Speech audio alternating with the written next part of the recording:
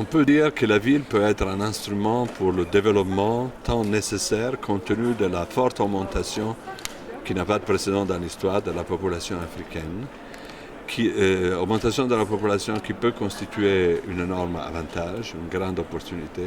Mais si on ne trouve pas la façon pour intégrer les nouvelles populations, les jeunes dans la société, ça peut se transformer dans un véritable défi. Voilà donc que répondre à ce défi devient indispensable.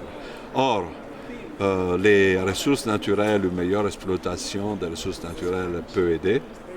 C'est évident que cela court quand même des risques parce que le problème est quand on devient dépendant de la production de ressources naturelles.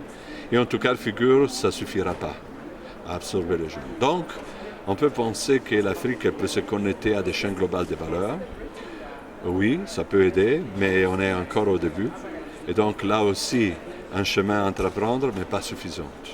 Le secteur public n'aura pas la capacité d'absorber tous ces jeunes à travers de l'emploi public parce que les capacités fiscales des États sont limitées.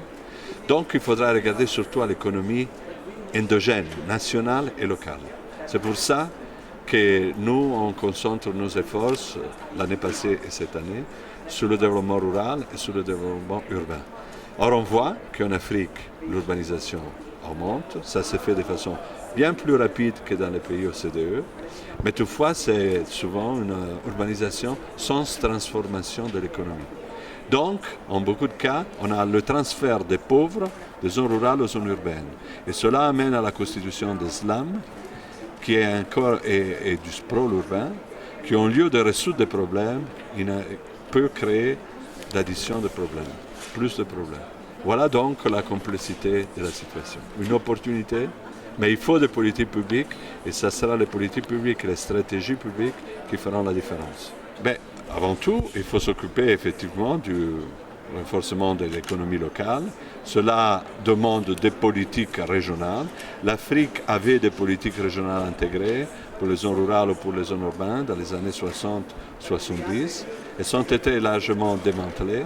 Ça reste des zones d'intervention, mais l'ensemble des free zones ou des corridors économiques ne représentent en soi une stratégie.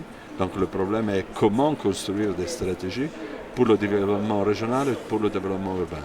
Alors, il y a des thèmes là-dessus, cruciaux. La propriété de la terre, savoir reconnaître les droits de propriété, c'est crucial. Les infrastructures. Mais je pense aussi aider avec des extension services, des services réels, le développement des petites entreprises, des start-up en zone urbaine comme en zone rurale.